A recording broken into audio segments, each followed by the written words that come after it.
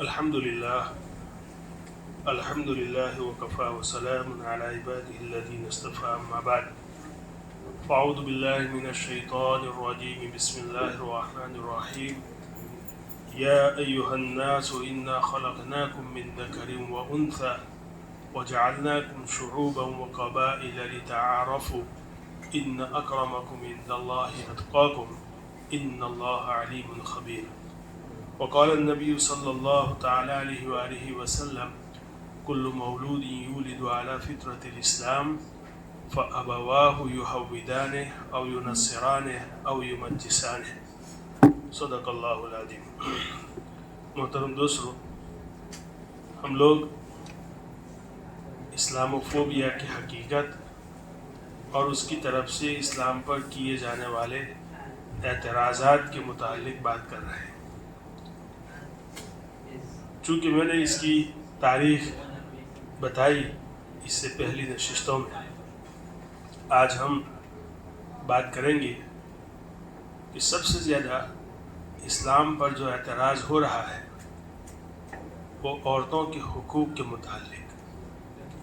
چنانچہ آج یہ کہا جا رہا ہے اور سب سے زیادہ یہ بات کہی جا رہی ہے کہ اسلام نے عورتوں کو مکمل حقوق نہیں دیے۔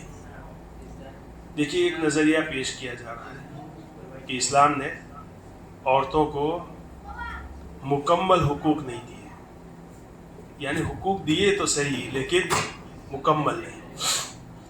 اب دیکھیے،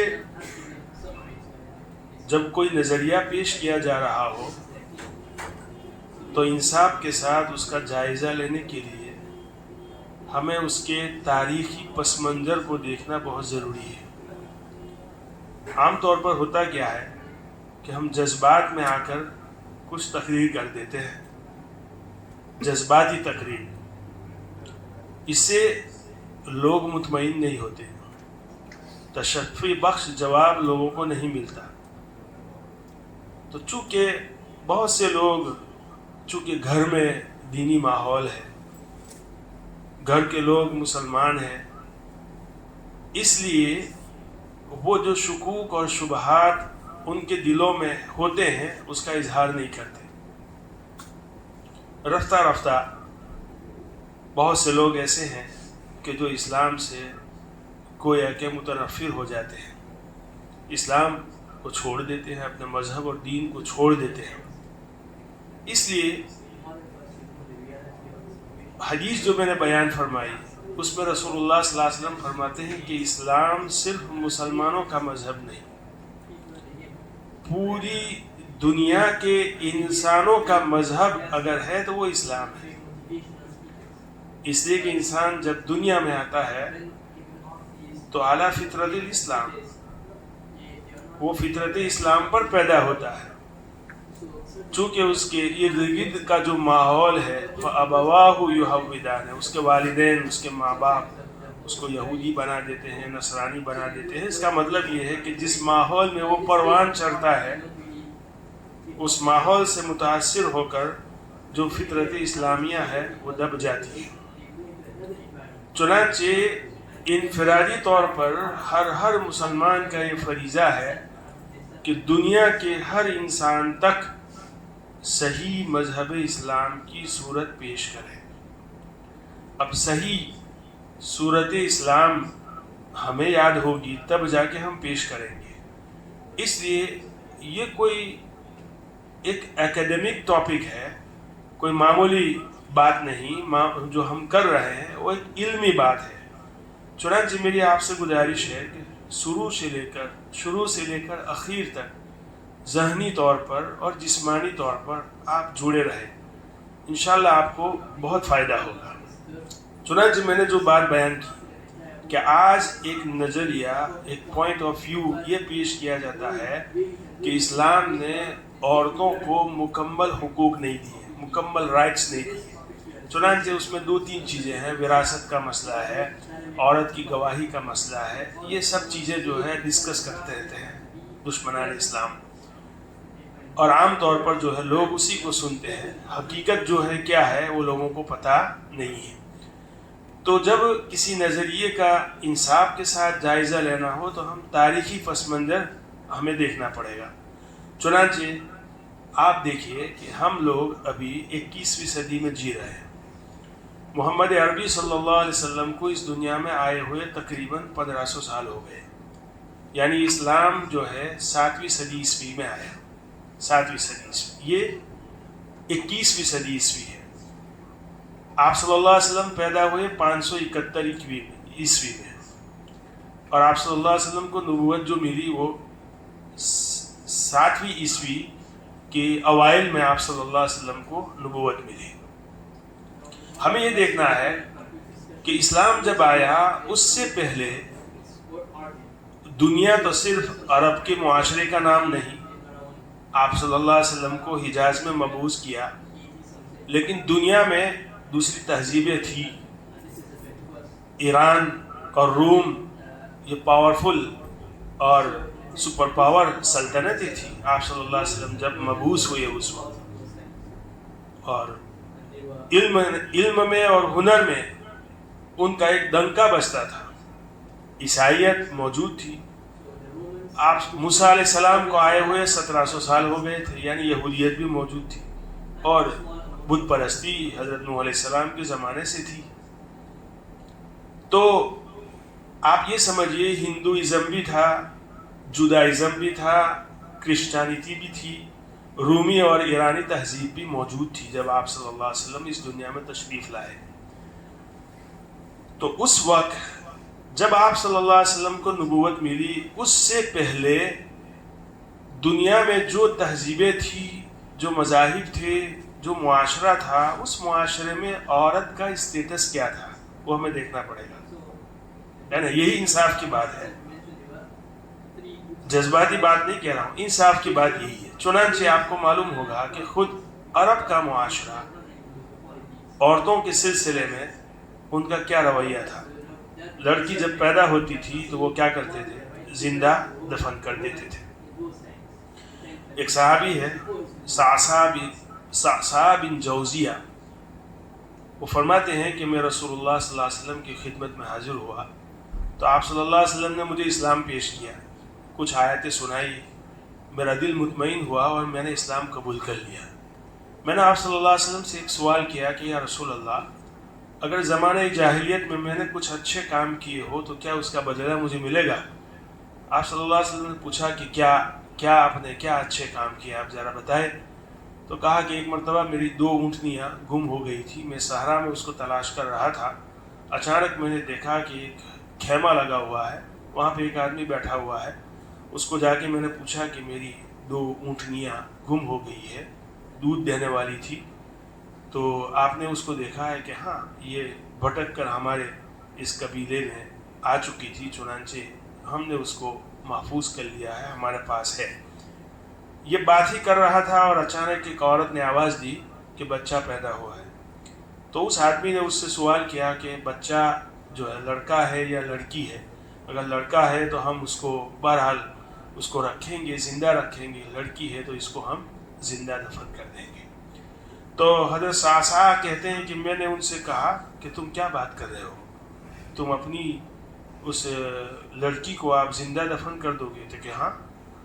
تو انہوں نے اس سے سودا کیا کہ کیا آپ مجھے یہ لڑکی آپ مجھے دے سکتے ہو؟ تو اس نے کہا بدلے میں کیا دیں گے؟ تو میں آپ کو 2 اونٹنیاں جو آپ کے پاس ہے وہ آپ کو دے دوں گا. تو اس نے پھر سوال کیا کہ آپ جس پر سوار ہے اس کے متعلق آپ کا کیا خیال ہے؟ کہ وہ بھی دے دوں گا، شرط یہ ہے کہ آپ ایک آدمی میرے ساتھ بھیج دیں اپنا، تاکہ میں اس اونٹنی پر اپنے گھر پہنچ جاؤں اور پھر وہ یہ اونٹ لے کر واپس آ جائے گا. چنانچہ 3 اونٹنیوں میں سودا ہو گیا. یہ قصہ تو ہو گیا. آنے کے بعد میں در بھٹکتا تھا، گھومتا تھا، اور میں دیکھتا تھا کہ جہاں کہیں بھی جس خاندان میں جس قبیلے میں لڑکی پیدا ہو اس کو میں 3 اونٹنیوں کے بدلے میں ان سے سودا کرتا تھا. اسلام لاتے ہوئے یعنی اسلام لانے تک کا زمانہ، یہاں تک میں نے تقریباً 360 بچیوں کو زندہ درگور ہونے سے بچایا. یعنی میں بتا رہا ہوں کہ عرب کا معاشرہ ان کا رویہ عورتوں کے ساتھ کیا تھا. دوسرے نمبر پر قرآن کریم میں سورہ نحل میں اللہ رب العزت فرماتے ہیں وَإِذَا بُشِّرَ أَحَدُهُم بِالْأُنثَىٰ ظَلَّ وَجْهُهُ مُسْوَدًّا وَهُوَ كَظِيمٌ. کہ عربوں کا ان کی یہ عادت تھی کہ جب ان کے یہاں بچی کی پیدائش ہوتی تھی، جب ان کو خوشخبری دی جاتی تھی تو ان کے چہرے جو ہے سیاہ ہو جاتے تھے اور دل ہی دل میں وہ گھٹتے رہتے تھے. یہ طریقہ قرآن کریم نے ناپسند فرمایا، اللہ رب العزت نے ناپسند فرمایا. عورتوں کو وراثت میں کوئی حصہ نہیں دیتے تھے، بلکہ عورت خود وراثت میں تقسیم ہوتی تھی.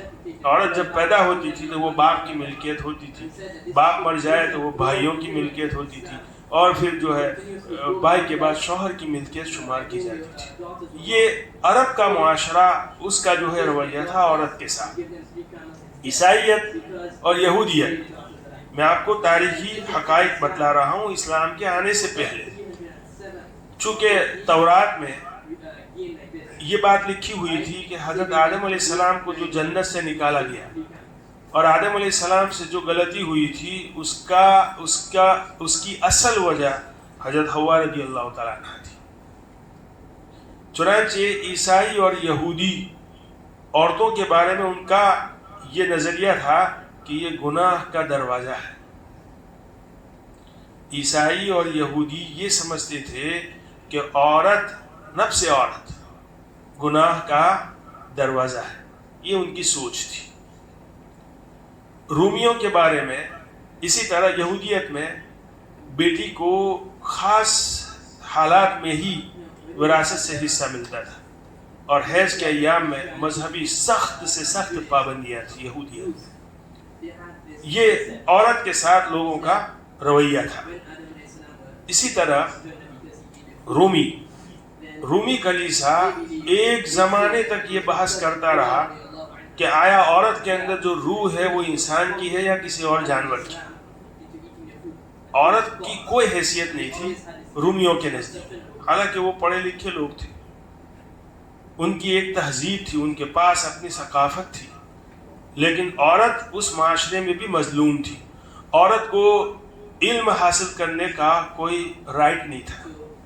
سرکاری طور پر عورت کی حیثیت ڈیپینڈنٹ تھی شوہر پر، یعنی جب تک عورت کی شادی نہ ہو جائے وہاں تک عورت کو کوئی قانونی حیثیت حاصل نہیں تھی، انڈیپینڈنس نہیں تھی، خود مختاری جس کو کہا جاتا ہے.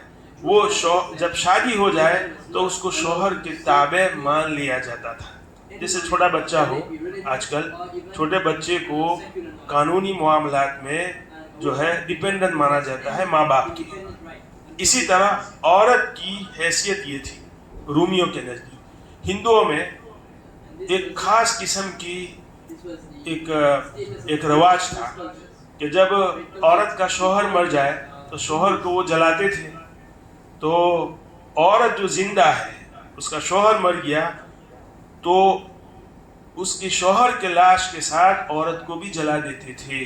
یہ ستی کا رواج تھا. 1828 میں اس قانون کو ختم کیا جب برطانوی سامراج ہندوستان میں آیا. اس وقت یہ ہندوستانی معاشرہ تھا. الغرض جتنی بھی تحریکیں، جتنے بھی مذاہب، جتنی بھی تہذیبیں اسلام آیا اس وقت موجود تھی، اس میں عورت کا معاشرہ، عورت اور غلام، یہ دونوں طبقے ایسے تھے جو مظلوم تھے. اس وقت جو ہے ان کا، بہرحال یہ کہنا بھی غلط ہوگا کہ اس کی کوئی حیثیت نہیں تھی، حیثیت تھی، لیکن بہرحال یہ طبقہ بڑا مظلوم تھا.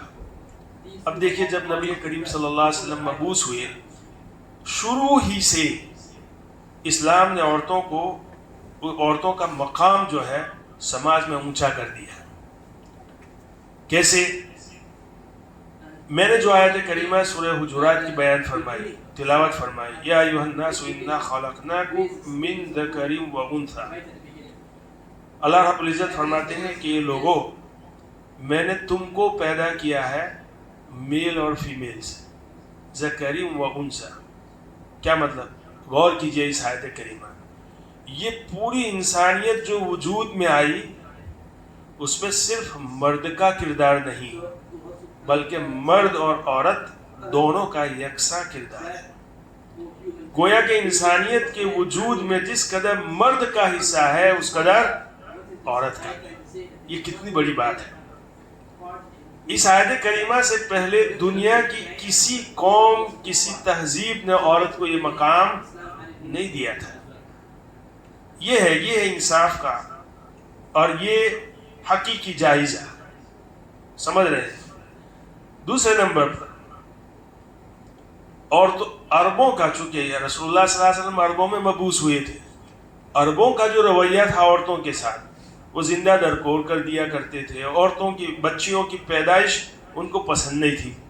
آیت کریمہ میں نے جو تلاوت فرمائی سورہ نحل کی، وَإِذَا بُشِّرَ أَحَدُهُمْ بِالْأُنْثَىٰ ظَلَّ وَجْهُهُ مُسْوَدًّا وَهُوَ كَظِيمٌ، سورہ تکویر کی آیت وَإِذَا الْمَوْءُودَةُ سُئِلَتْ بِأَيِّ ذَنبٍ قُتِلَتْ، کہ یہ تم جو بچیوں کو زندہ درگور کر دیتے ہو، دفن کر دیتے ہو، قیامت کے دن ان سے پوچھا جائے گا کس گناہ کی وجہ سے تمہیں درگور کیا گیا تھا۔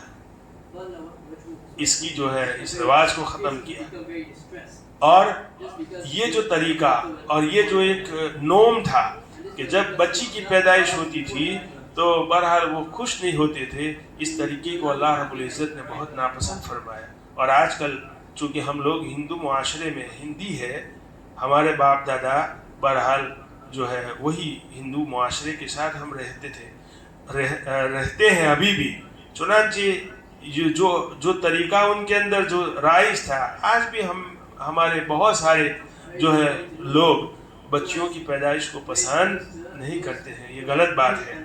تو بہرحال اسلام نے آ کر عورت کو کیا حیثیت دی، یہ دو آیتیں میں نے آپ کے سامنے تلاوت فرمائی۔ دوسرے نمبر پر یہودی اور نصرانی جو عورت کے سلسلے میں، عورت کے بارے میں ان کا جو ایک عقیدہ تھا، اس عقیدے کے متعلق قرآن کریم میں اس کا گویا کہ اس کا جواب اور اس کے متعلق کیا بیان فرمایا کہ حضرت آدم علیہ السلام اور حضرت حوا رضی اللہ تعالی عنہا کے متعلق قرآن کریم نے جو تصور دیا، جو عقیدہ دیا کہ یہ جو واقعہ پیش آیا تھا حضرت آدم علیہ السلام کا جنت سے باہر نکلنے کا، اس میں حضرت حوا اور حضرت آدم علیہ السلام دونوں کا یکساں کردار ہے، بلکہ حضرت آدم کو زیادہ اس کا ذمہ دار ٹھہرایا۔ قرآن کریم میں اللہ رب العزت فرماتے ہیں کہ وَعَصَىٰ آدَمُ رَبَّهُ فَغَوَىٰ۔ دیکھیے یہ جو غلطی ہوئی تھی کہ آدم علیہ السلام کو حکم دیا تھا اللہ رب العزت نے وَلَا تَقْرَبَا هَٰذِهِ الشَّجَرَةَ فَتَكُونَا مِنَ الظَّالِمِينَ، کہ آپ جنت میں رہے اور جنت کی نعمتوں سے لطف اندوز ہو جس قدر چاہے، لیکن اس درخت کے قریب مت جانا۔ چنانچہ یہ جو غلطی ہوئی حضرت آدم علیہ السلام سے، تو اس غلطی کے متعلق ان لوگوں کا خیال یہ ہے کہ حضرت حوا جو ہے اس کا وجد سبب بنی۔ قرآن کریم فرماتے ہیں عصا آدم ربہ فغوا، کہ یہ آدم سے غلطی ہوئی۔ چنانچہ آپ دیکھیے ہزار سال سے جو ایک فکری اور عقیدے کا اختلاف تھا، قرآن کریم کے اس چھوٹے سے آیت نے اس کو ختم کر دیا۔ سمجھ رہے ہیں؟ تو اسی طرح کہنے کا مطلب یہ ہے، آئندہ جو ہے ہم پڑھیں گے انشاءاللہ، آج کل جو اسلام کے متعلق جو کہا جاتا ہے کہ اسلام نے عورتوں کو مکمل حقوق نہیں دیے، مختصر جواب یہ ہے کہ اسلام نے 7ویں صدی میں عورت کو وہ حقوق دیے جو 7ویں صدی سے پہلے کوئی معاشرہ، کوئی تہذیب، کوئی مذہب ان کو دینے کے لیے تیار نہیں تھا۔ یہ مختصر جواب ہے۔ اب جو ہے اس کے تحقیقی جواب انشاءاللہ آئندہ کل پڑھیں گے۔ اللہ تعالیٰ عمل کی توفیق عطا فرمائے۔ وآخر دعوانا الحمدللہ۔